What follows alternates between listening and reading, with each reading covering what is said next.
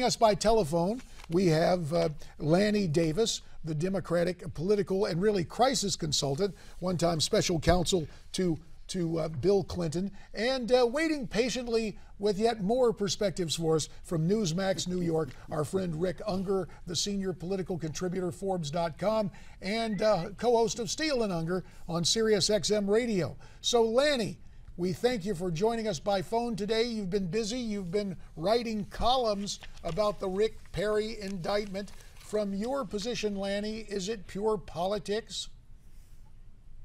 Well, first of all, it's nice to be on with Rick Unger talking about Rick Perry. And I think neither Rick Unger nor myself would vote for Rick Perry, but I have a feeling we both think this indictment is ridiculous. What about it, Rick Unger? Yeah, Lanny, listen, one thing about Lanny Davis, he is one heck of a great lawyer. So he knows that there are some elements to a crime that you have to be able to prove. One of them is called the mens rea, the criminal intent. I think they're going to have a very, very hard time making that case on this one. Lanny, in your column, which I believe you wrote for The Hill, thehill.com, you said this, quote, McCarthyism is McCarthyism. Accusation and innuendo and investigations used as surrogates for fact and truth and due process, whether by the left or the right. So bringing up the M word, McCarthyism, that's pretty industrial strength, Lanny. Well, that was the reason that I wrote the column. My father taught me about innuendo in the absence of fact, ruining lives and indeed threatening lives, because McCarthy literally ruined lives. And so this reminded me in reading Texas Democrats actually calling upon Perry to resign because of an indictment, which is easy to get as a ham sandwich. It means nothing. It's an accusation by a prosecutor, in this case, a prosecutor who doesn't even understand the difference between politics and the law. And to have people assume guilt or even wrongdoing is just one of the things that made me think of McCarthyism. Rick, I have a question again for you. I wanted to ask, so Perry earlier today on the radio called this a process being prostituted. In your opinion, what are your thoughts on that? Well, look, the point that Lanny just made about Democrats calling for his resignation certainly make it appear that way, even if it wasn't intended initially to be that way. Look, if you're going to be serious about this sort of thing, you don't just step up as the Democratic Party in Texas and go, okay, you've been indicted, now you have to quit. That's ridiculous. Now, I'll also point out that I thought it was equally ridiculous for Governor Perry to insist that that district attorney, who she had been convicted of a crime, he probably should not have called for her resignation. That should probably be taken care of in the voting box. But what you're getting into is something that Lanny, and I highly recommend that people read Lanny's article that he published yesterday. I read it, and it was spot on. This is not the way our democracy is intended to work. This is just not a good thing.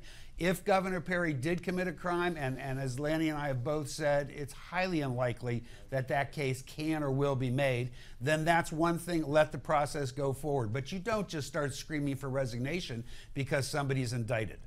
Well, Lanny, the whys and wherefores of a veto, though Rick takes exception to Governor Perry calling for the Travis County attorney to resign, I believe because he vetoed the millions of dollars that were being appropriated for the public integrity unit that she was supposed to run.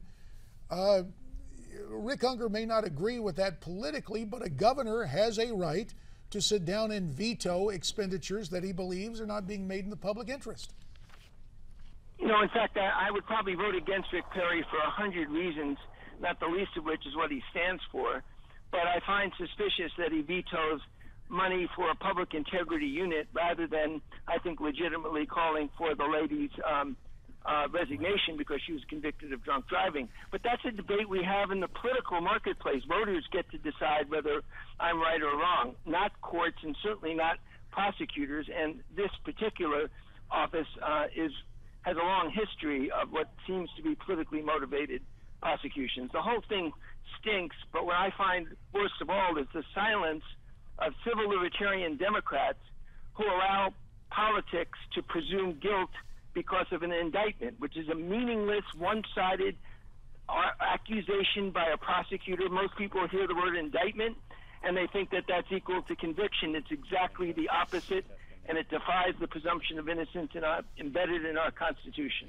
Lanny, what are your thoughts on this whole situation being part of a cover-up designed to derail an investigation of cancer research funding program?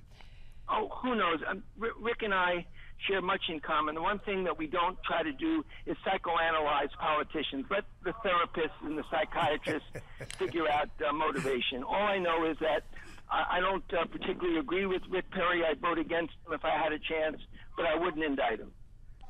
Let's get back to Rick Unger, because I think I may have detected a rare moment of disagreement, and maybe this is a chance to clarify.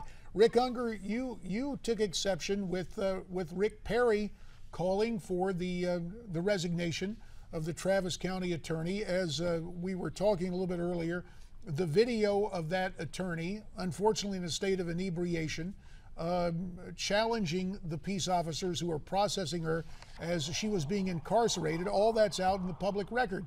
Now, I think Lanny just said he was more comfortable with Rick calling for, with Governor Perry calling for her resignation. You don't think the governor has the right to do that?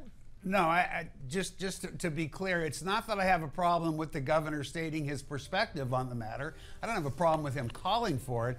I think we should have a problem when a governor doesn't get what he wants and uses his line item veto as a means of trying to accomplish it. I don't think it was necessarily criminal.